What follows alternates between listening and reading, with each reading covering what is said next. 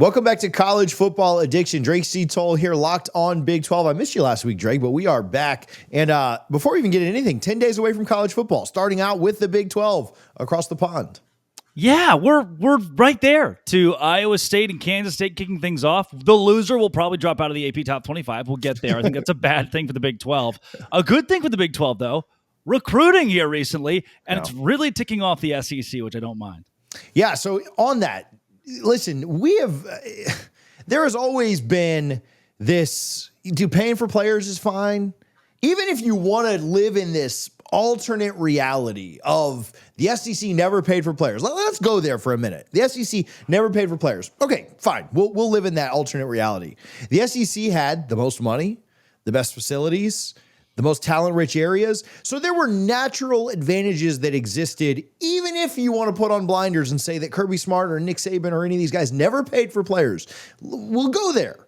But they always had the best of the best, the most TV appearances, the best facilities, the best nutrition, the best weight rooms, the best theoretically the best coaches because they're paying them the most money, whatever. Best staffs, largest staffs. And so, but now that everyone is paying players and it is legal, yeah.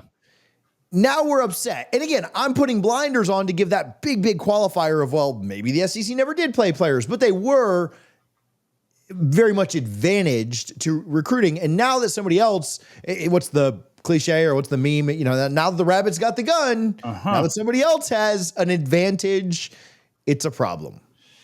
If you don't think Cam Newton got that $100,000 from Gene Chizik, I've got some oceanfront property in Starkville, Mississippi that you would love to buy. This is beautiful, man. I'm so excited that Texas Tech signed the number 1 overall transfer portal class and that they immediately parlayed that by going and getting maybe the best player in the country in 2027. Number 4 recruit by some, number 1 by others. He is LaDainian Guyton, and he is a stud at the edge position. A massive man in my backyard out here in Savannah, Georgia. And immediately the reaction was from the SEC fans. Georgia Bulldogs fans who were like, Texas Tech? What is that? And we've seen, TJ, some of these offshoots where a guy randomly commits to, say, Wake Forest. And like, why are you going to Wake Forest and we never hear from him again? Or randomly commits to Memphis, this high-profile 4-star. Even a 5-star quarterback in the current state of Houston going to Houston. You think, what? That's random. Georgia fans look at this. Texas fans, Ole Miss, Alabama fans, and go, one of the best big men in the country is going to Texas Tech. That's random. We'll never hear from him again. But the problem is, they know in the back of their mind, that's the same Texas Tech that just signed the number 1 transfer portal class, the same Texas Tech that continues to sign 5-stars out of the high school ranks, and they are very transparent with how they do it. McGuire's staff spoke this week. They said, look, if you're Georgia, if you're Alabama, and you're going to give a high school kid $200,000, we will give him $400,000. They were public with how they're concocting this and conducting their business. Texas Tech just jumped onto the scene as one of the biggest powers in college football from at least a money standpoint. Oil is huge there. They looked in their backyard and say, if there's one thing that Alabama doesn't have, it's an oil well sitting outside of their campus in Tuscaloosa. Neither does Georgia in Athens. We have that at Texas Tech. BYU is doing a lot of the same things in basketball and now football too. And the SEC can't handle it. The day that it comes around that everyone can pay players, it took a couple years for Texas Tech or BYU or the Big 12 to settle into that. But now the SEC can't share. They can't handle the fact that somebody else, if Texas is spending $50 million, Texas Tech is spending $60 million, they can't handle being number 2 to anybody. And Tech is putting some of these schools to shame.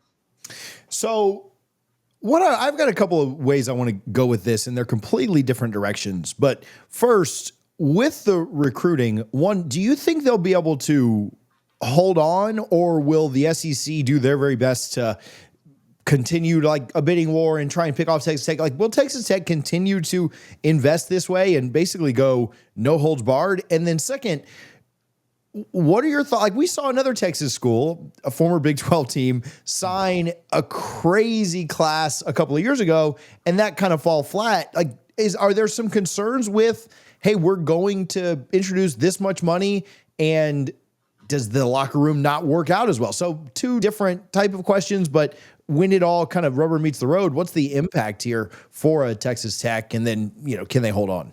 Here's why I'm excited by this from Texas Tech, and I wouldn't be from A&M or UT. For any school in the Big 12, they have done more with less for years now. Baylor, Iowa State, teams that have won championship games out of the Big 12, or they've gone to championship games and then won their bowl games in the New Year's Six. What they do differently, they take a 2 or 3 star kid, maybe the occasional 4-star, and they beat SEC schools. They beat Big Ten schools, TCU over Michigan in the college football playoff. Those are not coincidences. It's because the Big 12 is really good at development. So you, the SEC, might get the 5-star. The only way we compete is by making the 3-star an equivalent 5-star college football player down the road. Now the question is, what if we took the 5-star with that level of development, that level of weightlifting and off-season training, and instead of a 5-star, 3-star becoming a 5-star, it's a 5-star becoming one of the best players in the country. That's what Texas Tech and the rest of the Big 12 has unlocked, is great recruiting and now great development, becoming really great college football programs. On top of that, here's why I don't think the SEC will come in and crash Texas Tech's party in the next year or so, or years to come. They don't want to risk it. I had this conversation earlier this week with a couple of analysts, one being Chris Level of Red Raider Sports Network, who covers them closely as their color analyst. He said they don't want to risk at Alabama giving a freshman or a high school kid $200,000. Texas Tech will.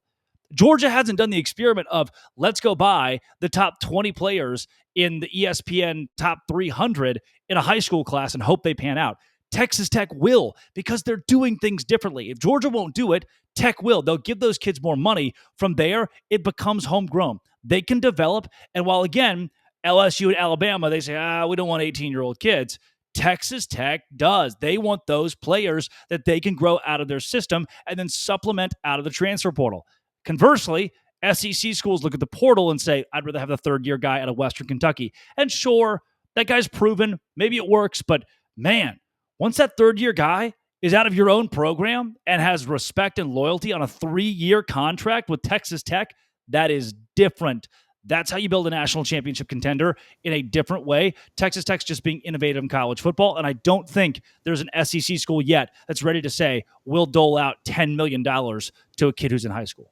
Yeah, I don't even know if they, again, Texas is, Texas A&M. I don't even know if many outside of those two have the ability to, right? I mean, I think there are, there might be some, but I don't know if other schools have the capacity to do that. Again, A&M, Texas probably do. Outside of those two, I don't know how many schools truly do have the liquid capital, right? Like if you pulled every kind of resource they had, yeah, that might be able to do it. But yeah, not on the same level as the schools there in Texas. Texas Tech included in A&M and Texas too.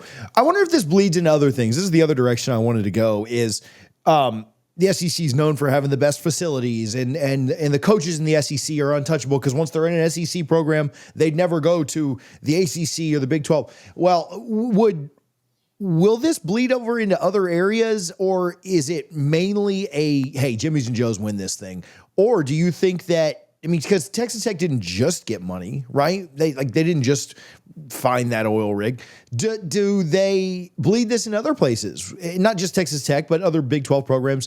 Are they able to poach a coach and give him a substantially higher number than maybe an Ole Miss does, or whatever, right? Like Georgia can pay or whatever. Is that something you see going down that route too?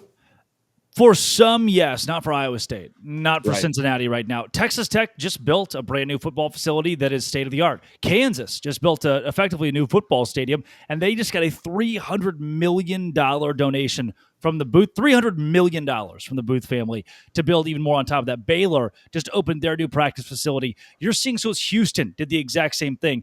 The Big 12 was behind for 10, 15 years in renovations on their football facilities. Now they've caught up. And the money they spent, they're 5 years behind because that 5 years of money they spent on football facilities is now recuperated, and they're using it on players.